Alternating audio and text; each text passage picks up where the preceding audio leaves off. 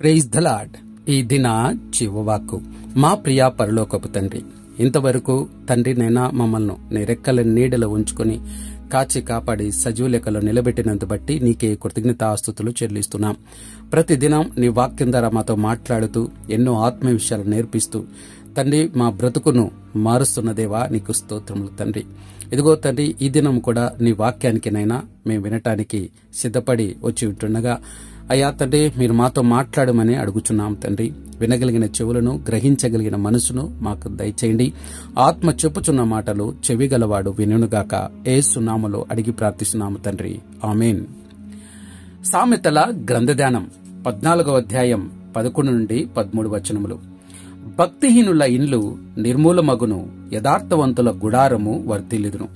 ఒకని ఎదుట సరైనదిగా కనపడు మార్గం కలదు, అయితే తుదకు అది మరణమునకు త్రోవతీయును. ఒకడు నవ్వుచుండినను హృదయమున దుఃఖముండవచ్చును, సంతోషం తుదకు వ్యసనమగును. హల్లెలూయా. ప్రియమైన దేవుని కుమారుడా, కుమార్తె, 11వ వచనంలో యథార్థవంతుల మరియు భక్తిహీనుల జీవిత ఫలితాల మధ్య స్పష్టమైన వ్యత్యాసాన్ని గమనించవచ్చు.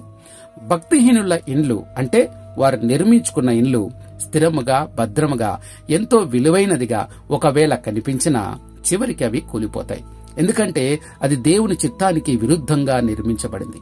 ఇది మత్తయి సువార్త 7వ అధ్యాయం 24-27 వచనములో యేసు ప్రభు చెప్పిన ఇసుక మీద కట్టబడిన ఇండ్లను పోలి ఉన్నది.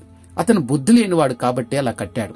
శరీర సంబంధమైనదిగా తన జీవితాన్ని కట్టుకునే వ్యక్తి జీవితం కూడా అంతే. శ్రమలు, కష్టాలు వస్తే అతను నిలబడలేడు. ఈ వచనంలోని యథార్థుల గుడారము అంటే వారు బహుశా తక్కువ స్థాయిలో జీవించినా వారి జీవితం దేవుని కృపలో వర్ధిల్లుతుంది, అభివృద్ధి చెందుతుంది. ఇతను తన ఇంటిని బండ మీద కట్టినవాని పోలి ఉన్నాడు. ఆ ఇల్లు ఎంతో భద్రంగా ఉన్నట్టు ఆత్మ సంబంధమైన వ్యక్తి తన జీవితంలో ఎన్ని శ్రమలు వచ్చినా, కష్టాలు వచ్చినా కదలడు, స్థిరంగా ఉంటాడు. ఎందుకంటే అతను క్రీస్తు అనే బండ మీద తన జీవితాన్ని కట్టుకున్నాడు కాబట్టి. దుష్టుల విజయం తాత్కాలికం, నీతిమంతుల దారి చివరికి మహిమతో నిండి ఉంటుంది.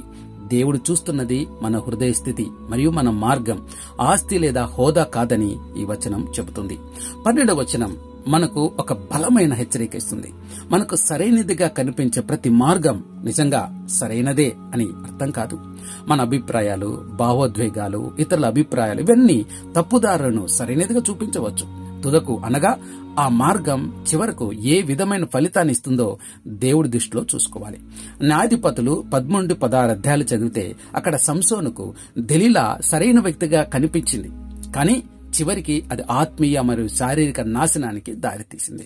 రాజైన రెహబాముకు తన యవ్వన స్నేహితులు ఇచ్చిన సలహా మంచిది అనిపించి ఇశ్రాయేలును దూరం చేసుకున్నాడు. ఫలితం ఇశ్రాయేలు 2 రాజ్యాలుగా విడిపోయారు.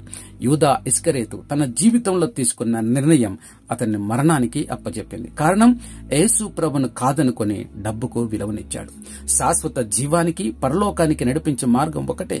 మరణానికి, నరకానికి దారి తీసేవి అనేక ఉన్నాయి. వాటి వెంట వెళ్లే వారికి ఆ మార్గాలన్నీ సరైనవిగా కనిపించవచ్చు. ఎందుకంటే సైతాను వారిని మోసంలో పడేశాడు. నిజమైన మార్గం వారికి తెలియదు. ఒక ప్రత్యేకమైన మార్గాన్ని దృష్టిలో ఉంచుకొని సొలొమోను ఈ మాట రాశాడా? ఒకవేళ అలాంటిదేదైనా ఉంటే అది దేవుని పట్ల భయభక్తులను తునీకరించి దేవుని మార్గంలో నడవటానికి ఇష్టం లేని మూర్ఖుల మార్గమై ఉండాలి. ఎందుకంటే అన్ని తప్పుడు మార్గాలకు మూలం ఇదే. గుర్తించుకోండి, మన హృదయం మనల్ని మోసగించవచ్చు. ఎందుకంటే అది ఘోరమైన వ్యాధి కలదని యెర్మయా గ్రంథం 17వ అధ్యాయం 9వ వచనం చెబుతున్నది. అందుకే దేవుని వాక్యము, పరిశుద్ధాత్మ గైడెన్స్ మరియు ఆధ్యాత్మిక వివేకం అవసరం. దేవుని దృష్టిలో సరైనదే నిజంగా శ్రేయస్సు కలిగించేదిగా ఉంటుంది. కాబట్టి నువ్వు తీసుకున్న ప్రతి నిర్ణయాన్ని దేవుని వెలుగులో పరిశీలించు.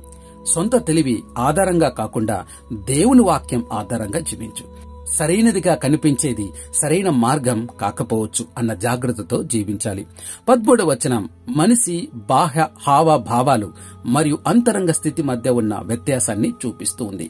కొన్ని సందర్భాల్లో మనం నవ్వుతూ ఉన్నట్టు కనిపించవచ్చు, కానీ లోపల మన హృదయం బాధతో నిండి ఉంటుంది. తాత్కాలిక ఆనందం జీవితపు నిత్యమైన సమస్యలకు పరిష్కారం కాదు. కొన్నిసార్లు అది సమస్యలను తప్పించుకోవడమే కావచ్చు. సంతోషం తుదకు వ్యసనమవుతుంది. అంటే దేవునితో లేని సంతోషం, పాప మూలమైన మానవ రీతి సంతోషం చివరికి నాశనానికి దారితీస్తుంది. నిజమైన సంతోషం మనిషి లోపల హృదయ స్థితిలో ఉండాలి. అది దేవుని సహవాసంతో మాత్రమే వస్తుంది. బయట నవ్వుతో ఉన్న ప్రతి ఒక్కరూ నిజంగా సంతోషంగా ఉన్నారని అనుకోకూడదు. దేవుని లేకుండా ఆనందించాలనుకోవడం చివరికి తీరని వ్యసనానికి దారితీస్తుంది. అయితే మనం చేయవలసినది ఇతరుల నవ్వుల వెనక దాగిన బాధను గుర్తించగల దయాదృష్టి మనకుండాలి. మన సంతోషం తాత్కాలిక లాభాలపై కాకుండా దేవునిపై ఆధారపడినదిగా ఉండాలి. మన హృదయాన్ని ఎప్పటికప్పుడు ఇలా పరిశీలించుకోవాలి. నా నవ్వు నిజమైన ఆనందమా లేక లోపలి బాధను కప్పిపుచ్చడమా? నిజమైన సంతోషం యేసయ్యలోనే మనం పొందగలం. దేవుడట్టి కృపను మనకు దయచేయునుగాక. ప్రార్థన చేసుకుందాం. మా ప్రియ పరలోకపు తండ్రి, ఇంతవరకు నీ వాక్యం ద్వారా మాతో మాట్లాడినందుకు బట్టి నీకు స్తోత్రాలు. ఎన్నో విలువైన విషయాలు ప్రభా మీరు మాకు బోధించారు తండ్రి. నీకు స్తోత్రములు తండ్రి. ఈ విత్తబడిన ఈ వాక్యం నూరంతలుగా తండ్రి మా హృదయం ఫలించుటకు కృప దయచేయండి. అంతేకాదు మా జీవితాలను మార్చుకున్నటకు నీ కృప దయచేయమని అడుగుచుంటున్నాం.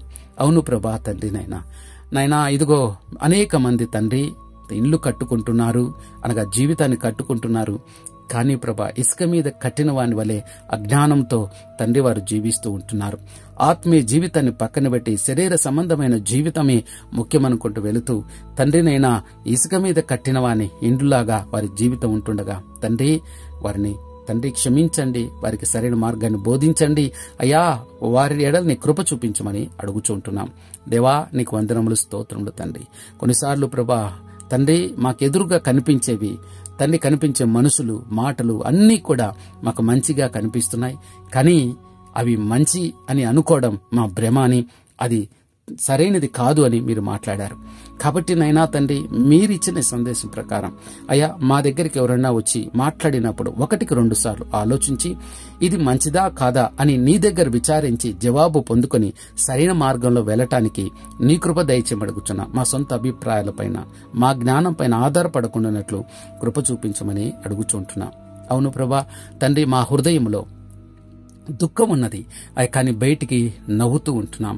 దేవా తండ్రి కొన్నిసార్లు మా హృదయంలో ప్రభా తండ్రినైనా ఇదిగో నవ్వు ఉంటుంది, కానీ బయటికి దుఃఖంగా ప్రవర్తించే వేషధారులే కాకుండా అయ్యా తండ్రినైనా ఉన్నది ఉన్నట్టుగా నిజ స్వభావం కలిగిన వారంగా అంతరంగము బయట ఒకేలా ఉండుటకు నీ కృప దయచేయమని అడుగుచుంటున్నాం. దేవా మా పొరపాట్లను తప్పిదమును దయతో మన్నించండి అయ్యా తండ్రి. ఈ క్షణం వరకు చూపుతో, మాటతో, తలంపుతో, క్రియతో తెలిసి తెలియక చేసిన ప్రతి పొరపాట్లను తప్పిదములను దయతో మన్నించమని వేడుకుంటున్నాం. దేవా కృప చూపండి, సహాయం చేయండి. ఎందరైతే ఈ ప్రార్థనలు ఏకీభవిస్తున్నారో తండ్రి వారి ప్రార్థన విన్నపములన్నిటినీ జ్ఞాపకం చేసుకోండి తండ్రి. ఎంతమంది అయితే తమ ప్రార్థన అవసరతలు కామెంట్ రూపంలో తెలియజేస్తున్నారు, అనేక మంది బిడ్డలు తండ్రి తెలియజేస్తుంటున్నారు. వారిని, వారి కుటుంబాలను అయ్యా తండ్రి మీరు జ్ఞాపకం చేసుకోండి. వారి సమస్యల నుంచి విడిపించమని అడుగుచున్నాం తండ్రి. కనికరం చూపించమని అడుగుచున్నాం, దయ చూపించమని అడుగుచున్నాం అయ్యా. గర్భఫలం, ఉద్వేగం, వివాహాల కొరకు ఎదురు చూస్తున్న బిడ్డలు ఉంటున్నారు, సహాయం చేయండి అయ్యా తండ్రి. గర్భంతో ఉన్న బిడ్డలకు నార్మల్ డెలివరీలను అనుగ్రహించమని అడుగుచుంటున్నాం. అంతేకాకుండా ప్రభా సంఘమును, సంఘ కాపరులను, సువార్థికులను, పరిచర్య చేస్తున్న వారిని నీ కృపా బలం, ఆత్బలం చేత నింపి నడిపించండి. అత్త సాక్షులవుతున్న ఆత్మలకు శాంతి, సమాధానం, వారి కుటుంబాలకు ఆదరణ మదిని అనుగ్రహించండి. మా దేశపు అధికారులు జ్ఞాపకం చేసుకో ప్రభా. చక్కని పరిపాలనించుటకు నీ పరలో జ్ఞానం తింపడుగుచున్నాం. అనేక చోట్ల నీ బిడ్డల మీద జరుగుతున్న దాడులను బట్టి క్రైస్తవైన లేకుండా చేద్దామని కంకణం కట్టుకున్న సాతాను సంబంధించిన వారికి బుద్ధి కలుగులాగున అయ్యా తని జ్ఞానం కలుగులాగున అయ్యా తన్ని కృప చూపించమని అడుగుచుంటున్నాం తండ్రి. దేవా సహాయం చేయండి. సువార్త ప్రకటించాలంటేనే కష్టమైనటువంటి రోజుల్లో ఉంటున్నాం అయ్యా. తన్ని ఎక్కడ చూసినా దాడులు చేస్తూ ఉంటున్నారు అయ్యా. వీటి విషయమై ప్రార్థన చేస్తున్నాం తండ్రి. సహాయం చేయండి. దిక్కులేని వారు, విధవరాండ్రు, అనాథలు, వృద్ధులు అనేక మంది ఉంటున్నారు. వారందరినీ జ్ఞాపకం చేసుకుని వారి వారి సమస్యల నుంచి విడిపించమని అడుగుచుంటున్నాం తండ్రి. నీకు వందనాలు, స్తోత్రములు. అంతేకాకుండా నాయన మానసికమైన ఒత్తిడిలో ఉన్నటువంటి నన్ను విడిపించండి అయా. నీకు వందనాలు, స్తోత్రములు తండ్రి. అంతేకాకుండా ఇదిగో ప్రభా తండ్రి, నేను దిక్కులేని వారు తండ్రిని, అంతేకాదు నైనా మానసికమైనటువంటి ఒత్తిడిలో ఉన్నటువంటి అప్పులో ఉన్నటువంటి వారు అయా తండ్రి, నైనా దయ్యముల చేత దురాత్మల చేత పీడింపడుతున్న వారు వీరందరినీ జ్ఞాపకం చేసుకుని అయా వారిని ఆ సమస్యల నుంచి విడిపించమని అడుగుచున్నాం. కొందరైతే వ్యసనాల బారి పడిపోయి ఉంటున్నారు, ఆ వ్యసనాల నుంచి బయట పడలేక ఉంటున్నారయ్యా, జ్ఞాపకం చేసుకుని విడిపించమని అడుగుచున్నాం తండ్రి.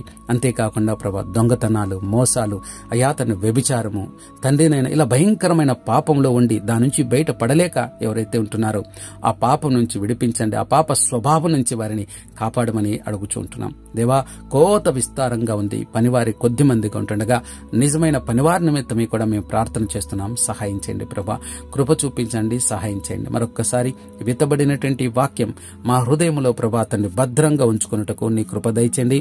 నూరంతలుగా మేము ఫలించుటకు నీ కృప దయచేయండి తండ్రి. నైనా వేషధారమైన జీవితాన్ని పక్కన పెట్టి అయా తండ్రి, మా సొంత ఆలోచనల మీద ఆధారపడకుండా అయా తండ్రి నైనా ఇదిగో జ్ఞానం కలిగిన వారమై మా జీవితాన్ని అయా తండ్రి నీ అడుగు జాడలో నీవిచ్చిన వాక్యానుసారంగా కట్టుకొనుటకు నీ కృప దయచేయమని వేడుకుంటున్నాం.